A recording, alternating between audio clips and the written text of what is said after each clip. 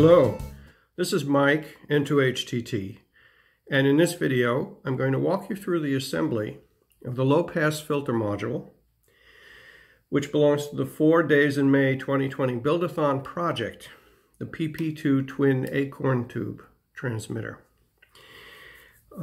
You can find a lot of documentation for this project at the qrpme.com website.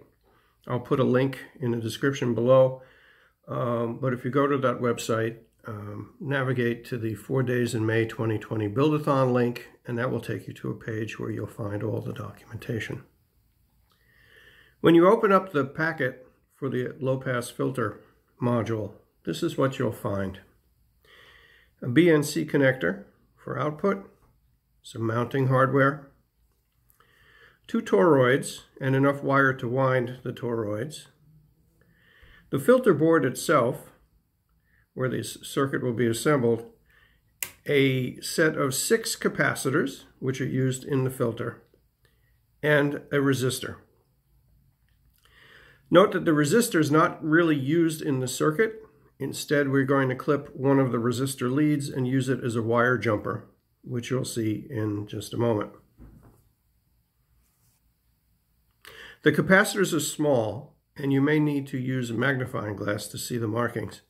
This image shows you how to identify the values. The capacitors need to be placed at the correct positions on the board. This image shows you the parts placement. Notice that the location for the third inductor, L3, is not used, and instead we use a piece of the resistor's lead as a wire jumper at that location. The assembly of the board is done limerick style. This is a technique where we're going to solder the leads directly to the board, and I'll show you the details of that in a moment. But before we start assembling the board, the first thing we need to do is to wind the toroids. The first step in winding the toroids is to take the supplied coil of wire and separate it into 2 equal parts. We're going to wind 2 toroids, one with 16 turns and one with 18 turns.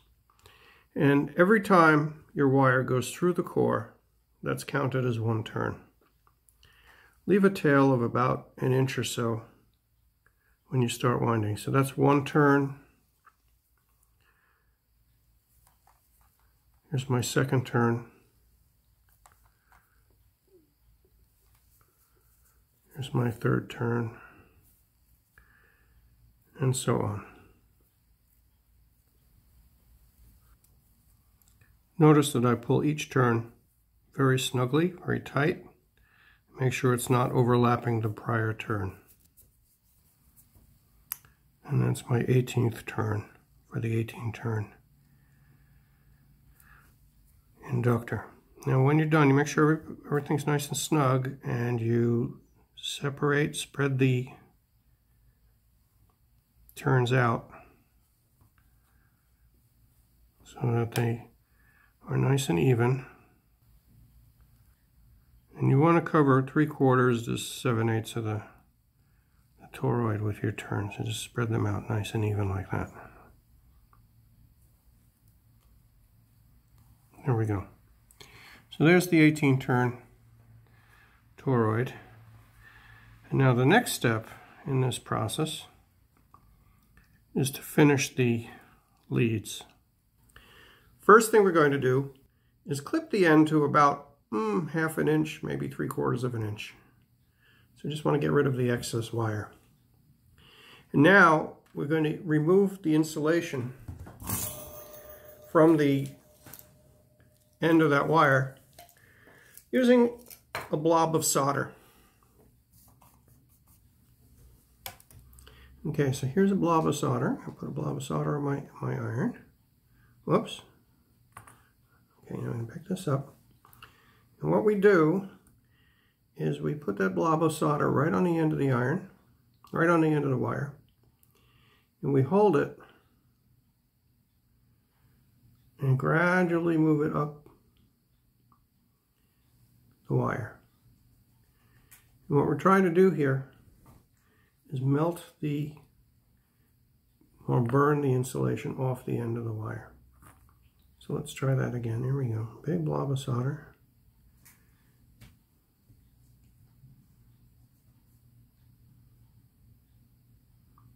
And you can go all the way up, pretty close to the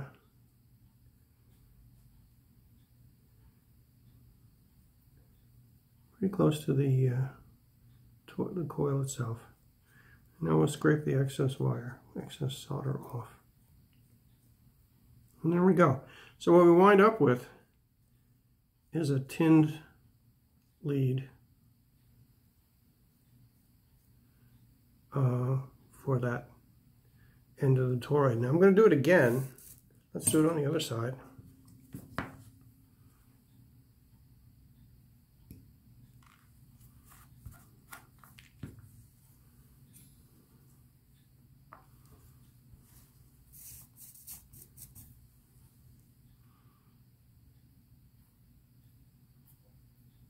And a pretty generous blob of solder. And we're going to hold it right on there.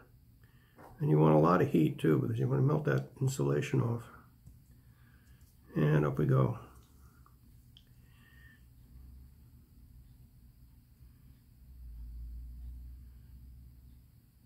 And if this is working correctly, you may see a little smoking. You may smell the enamel burning off the wire. And that's entirely great. All right, so let's clean that up. Whoop.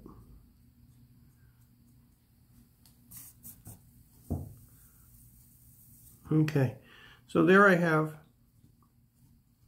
my tinned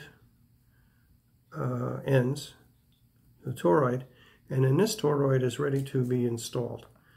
But before we install it, we should check it for continuity, because you want to see DC continuity through the coil.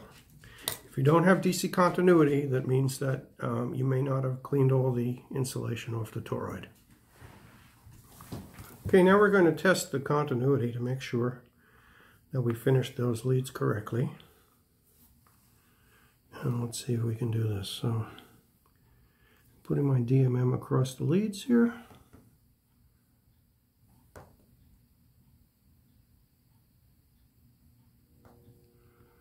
Kind of hard to get a good connection. There we go. And there you can see that we are reading out a very low resistance, which is what we want. So this toroid is now ready to be installed on the board. In Limerick style construction, we put the parts directly on the board in a little puddle of solder that we form on each of the exposed pads. So we're going to do that with this inductor. This has got 18 turns on it, so it's inductor number 1. You can refer back to the parts placement diagram.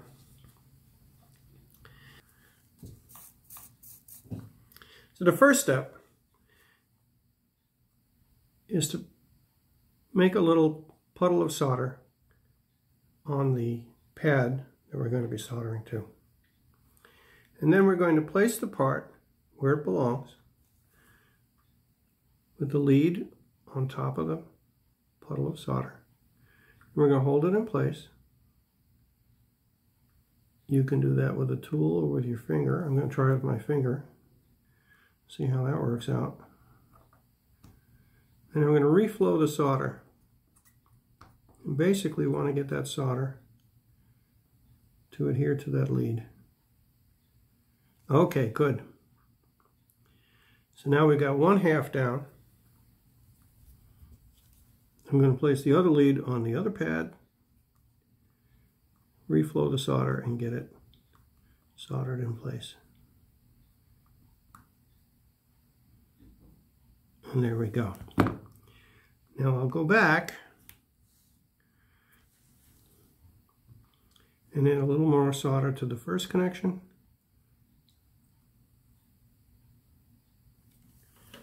And a little more solder to the second connection.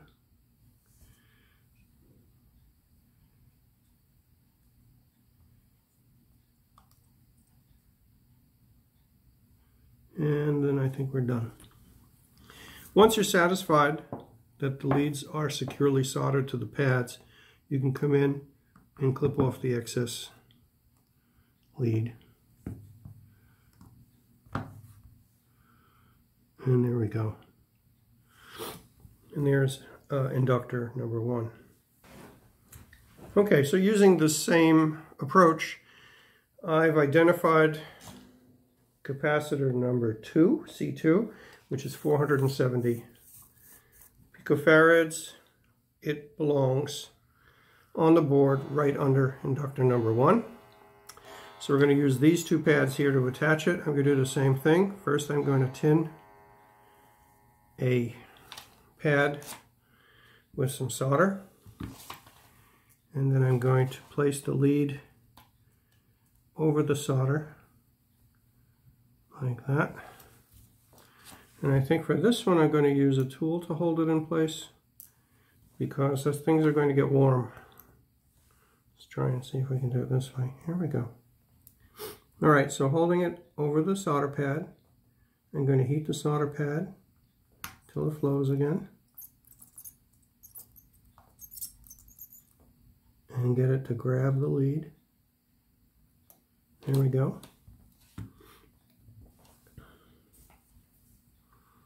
Now I'm going to solder the second lead in place.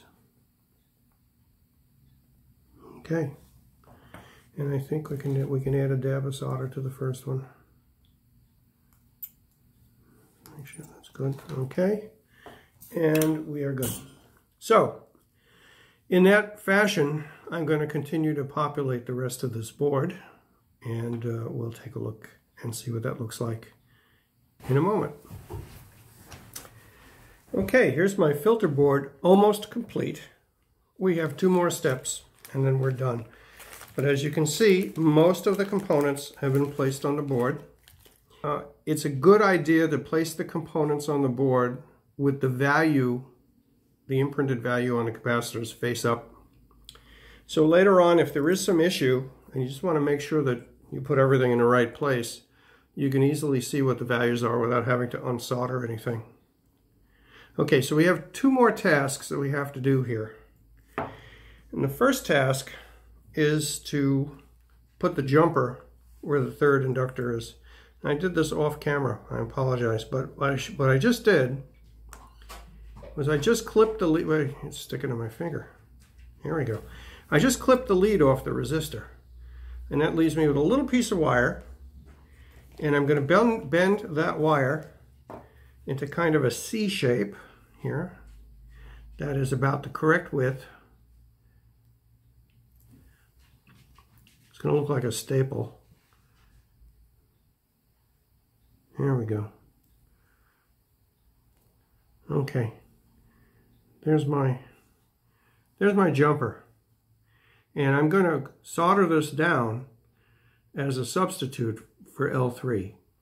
So there's not going to be an inductor here, but we will have continuity through the filters. We didn't use this part of the filter board.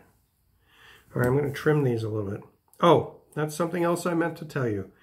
As you put the parts down, you may find that you need to trim the leads a little bit so that they don't extend beyond the solder pad. Or you may find that you need to bend the leads out so that they fit better. And that's fine. That's all good when it comes to limerick construction. So here we go. I'm going to put the jumper down and do that the same way I did the inductors and all the other parts actually. Make a little puddle of solder. And I'm going to flip this around if I can and grab it with my pliers and get one side secured. Okay.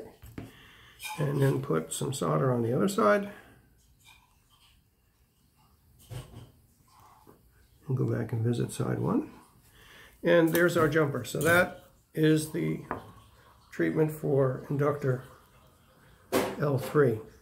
Now the last thing we need to do on this board is to put the BNC output connector on. And we're going to put the BNC output connector on, not right on the board, but we're going to use a twisted pair cable. I'm going to show you how that looks. Okay.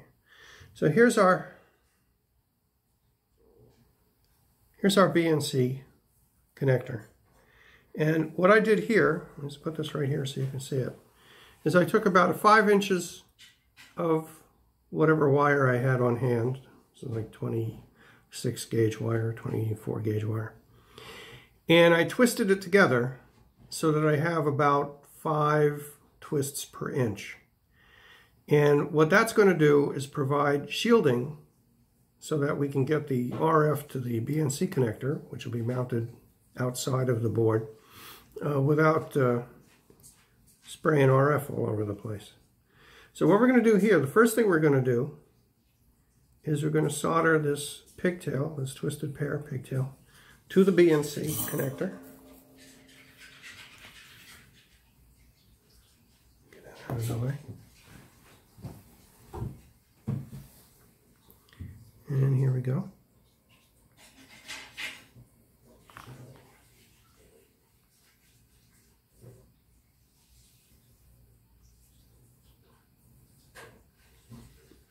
Okay, that's good.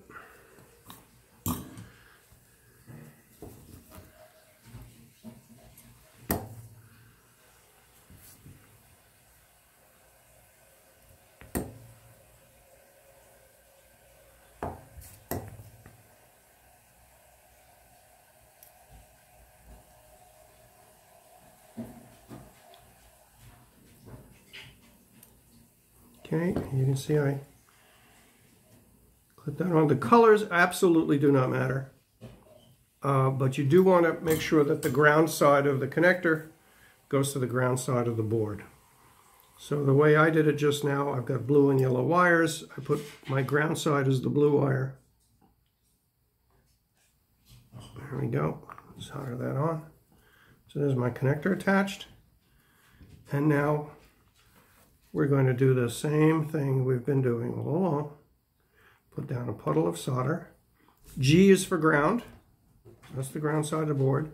The blue wire went to the ground side of the connector. So I'm just going to get this down on the G pad here. Okay. And now we'll get the yellow wire on the output side.